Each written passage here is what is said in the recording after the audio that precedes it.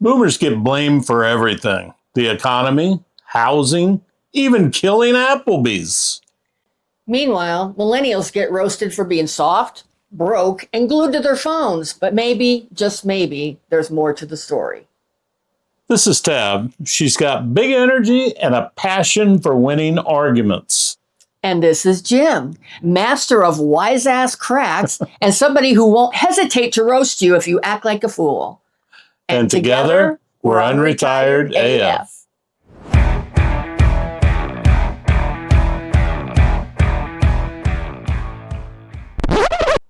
Hello and welcome to the Unretired AF Podcast, your place for unfiltered talk, real life after 60, and zero BS. Today we're going to be talking about millennials and boomers, but not in the hostile sense like some channels do and maybe we have done in the past. But trust us, you're going to want to hear this. So if you're feeling it, go ahead and hit that subscribe button and join the Unretired AF revolution. All right. Let's just start with what's the beef? And I think everybody from our generation will know that reference. But what are the issues?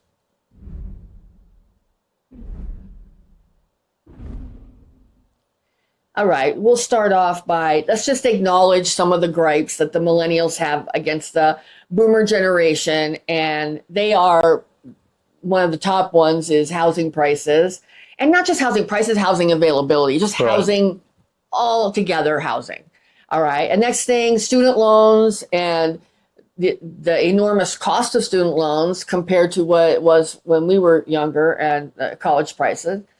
And the never fail to irritate the millennials with this one, the advice to just work harder, firm handshake, and all that, which, you know, it just doesn't hold up in today's world. We know that. Right. So from our side, what do we had? We had to hustle. Good. You know, we didn't have the internet. We had no safe spaces.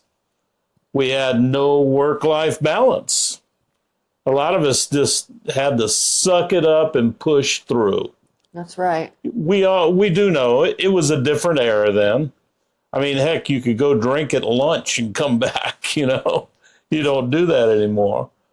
We've got different scars than they have, or really that anyone else will have. But, you know, we pushed through it. We made it. We're here. Well, and they're here too. And they have scars. And I think part of it is, I think we don't want to invalidate their scars. And so we just want to look at it. So let's flip it to the truth, because we know that all those things we just mentioned aren't true. Right.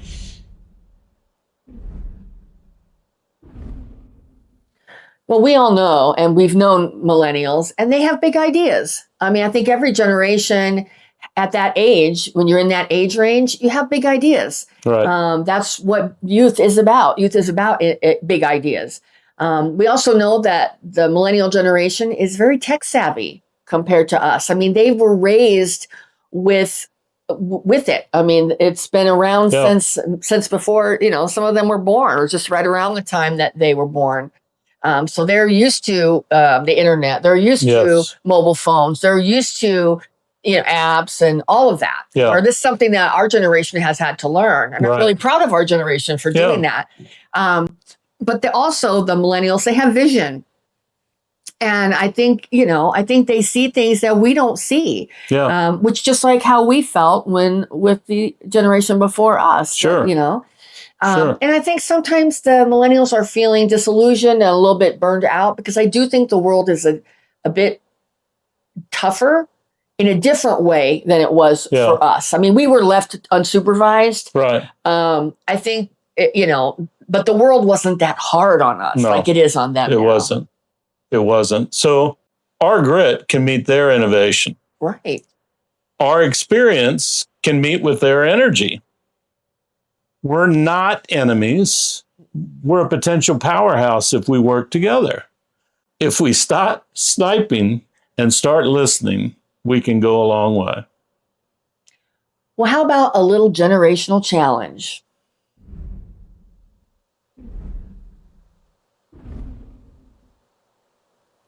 instead of eye rolling each other into the grave, which is what we do, especially on social media where there's no, Right.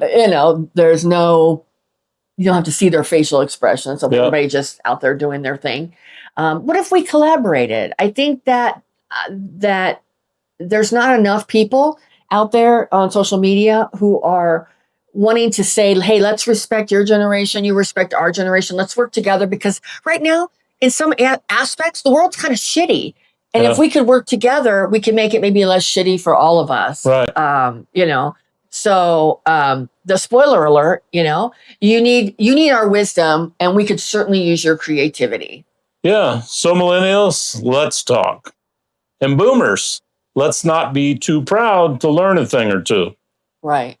And I think a lot of people in our generation are not afraid to learn. I agree. I think that because if you want to keep up with the world and not be irrelevant, you have to learn. You have to.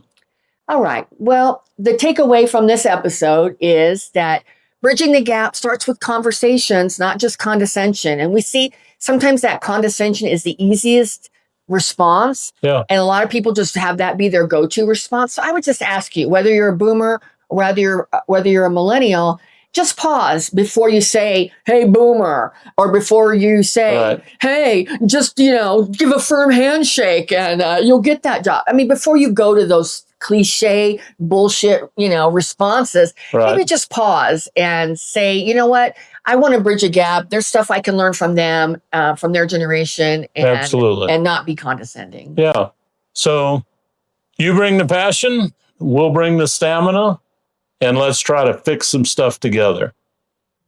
So we have a comment section.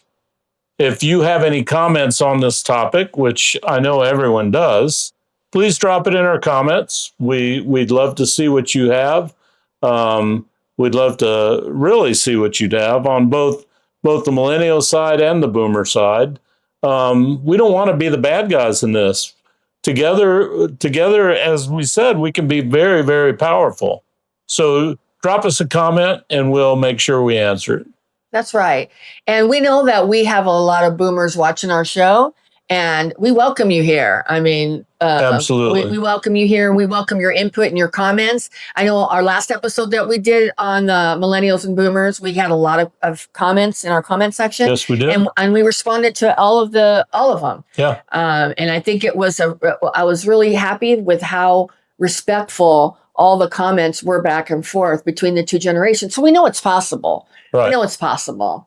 And if you've enjoyed this episode and you want to see more of our our content in your feed, please consider hitting that subscribe button. And we are trying to grow the Unretired AF community and of people who are like us, who are not one to whitewash the truth. We speak the truth. And we want to certainly not perfect. Not perfect. No, that's part of it. None of us are perfect, and our generation wasn't perfect, but we also weren't afraid to try some things. So if you feel like you want to connect with a group of like-minded people, please consider hitting that subscribe button. Absolutely. Well, we're not slowing down. And neither should you. And together, we're Unretired AF.